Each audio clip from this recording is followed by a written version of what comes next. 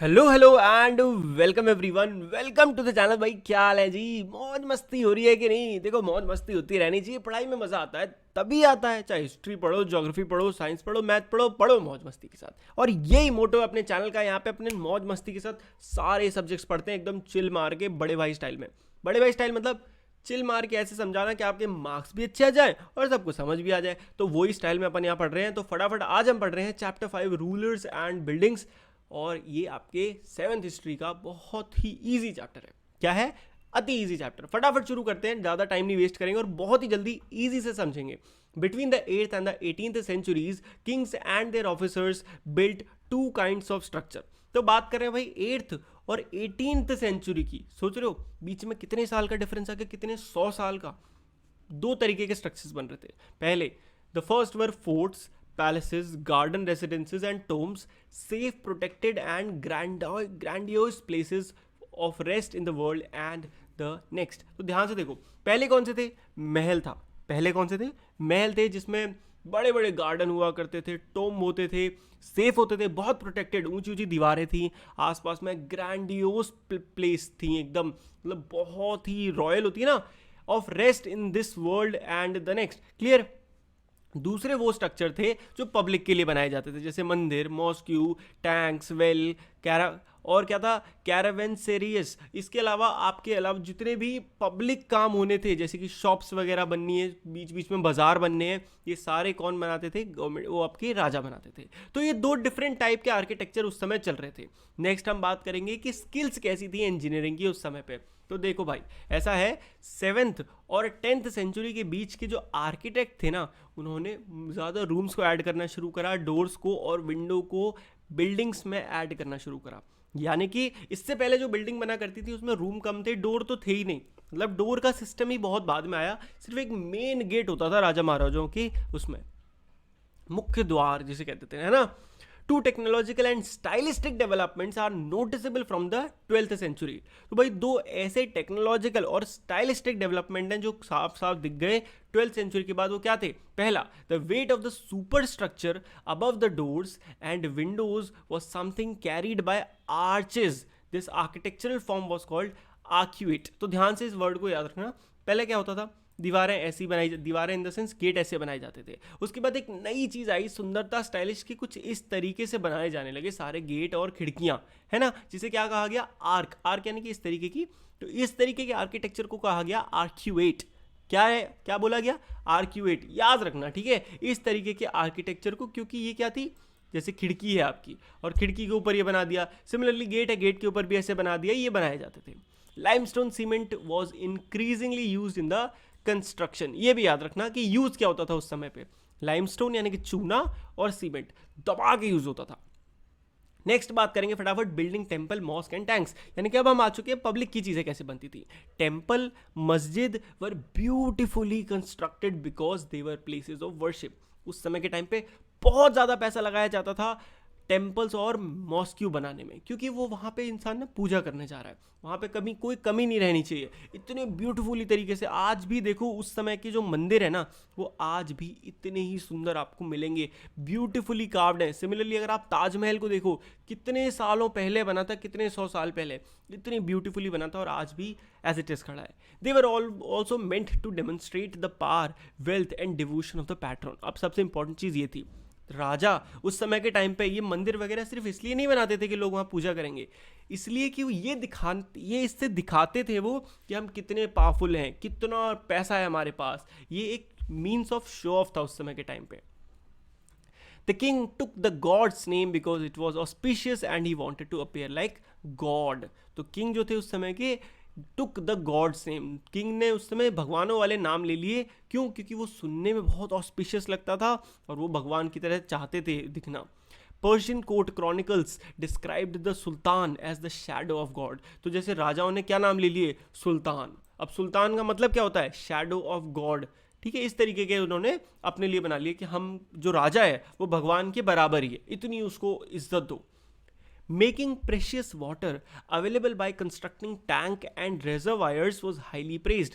उस समय राजा महाराजा और क्या कराते थे? टैंक बनवाते थे, रेजरवायर, ताकि लोगों तक पानी पहुंच पाए।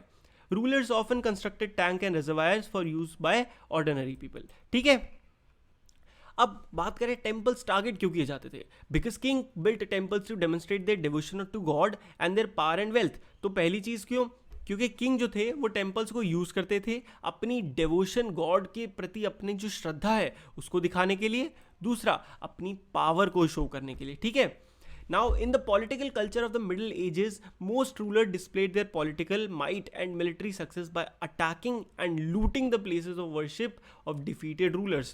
तो होता क्या था, पॉलिटिकल कल्चर की बात करें मिडिल एजेस के, तो ज़्यादातर रूलर्स ने क्या करा, जिन आर्मी मतलब आपकी दो स्टेट्स की लड़ाई हुई, दो जगह की, जिसको आपने हरा दिया, वहाँ पे या तो वो मंदिरों को लूट लिया जाता था या उनको तहस नहस कर दिया जाता था। इस तरीके से एक वॉर दिखाई जाती थी कि लड़ाई।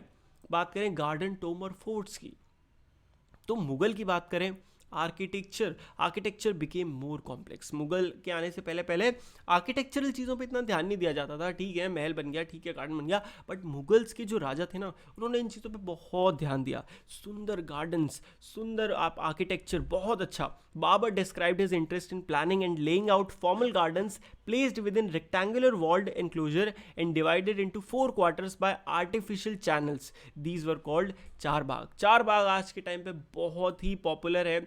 उस तरीके से उसने क्या बनाया, एक रेक्टेंगुलर, उसमें उसने खुद प्लान करा कि इस तरीके का यार बाग होना चाहिए, जहाँ पे अंदर ऐसे 4 डिफरेंट पार्ट्स में डिवाइड होना चाहिए, आर्टिफिशियल चैनल होने चाहिए, पानी होना चाहिए, सारी चीज़ें बहुत ही सुंदर से और बहुत ही ब्यूटीफुल। चार बाग were constructed by Akbar, Jahangir, Shahjahan, Kashmir. आपको पता है सेम चार बाग कश्मीर में भी, आगरा और दिल्ली, सब जगह अलग अलग राजाओं ने बनाया अपने हिसाब से चार बाग।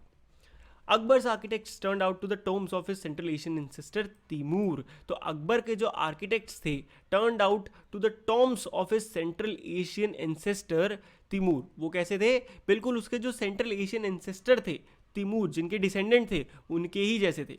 अब शाहजहां के रेन की बात करें, यानी कि उसके टाइम की बात करें, different elements of Mughal architecture were fuse together in a grand harmonious synthesis. Shahjahan के टाइम में ना जो आर्किटेक्चर था वो बहुत सारे मिक्स आर्किटेक्चर हो गया था, यानी कि उसने अलग अलग लोगों के डिज़ाइंस और सबको कॉपी इन द सेंस उसको यूज़ करा और उनसे एक खुद का नया वो बनाया।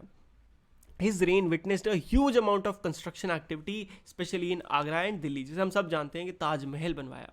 The connection between royal justice and the imperial court was emphasized by Shah Jahan in his newly constructed court in the Red Fort at Delhi। तो लाल किला जो बना था वहाँ पे उसने रॉयल जस्टिस और इम्पीरियल कोर्ट जो बनाए थे, कि भाई एक ऐसी जगह जहाँ पे रॉयल जस्टिस मतलब इंसाफ मिलेगा सबको, और इम्पीरियल कोर्ट मतलब जो कोर्ट होता है ना देश का मेन, वो सारे उसने कहाँ बनवाए थे, रेड फोर्ट दिल्ली में। Shahjahan adapted the river front garden in the layout of Taj Mahal. तो ताजमहल का जो लेआउट है वो कैसा है, रिवर फ्रंट गार्डन। ताजमहल का गार्डन क्या है, यमुना नदी के किनारे पे बसा हुआ है ना। रीजन एंड एम्पायर की बात करें, now between the 8th and 18th century there were also a considerable sharing of ideas across regions। the traditions of one region were adopted by another। तो होता क्या था उस समय पे, क्योंकि लोग ट्रैवल कर रहे थे, लोग ट्रैवल करना सीख गए थे, तो आइडियाज़ भी बहुत तेज़ी से शेयर हो रहे थे, ट्रेडिशंस एक दूसरे से अडॉप्ट किए जा रहे थे। The creation of large empires brought different regions under their rule, helped in the cross fertilization of artistic form and architectural style.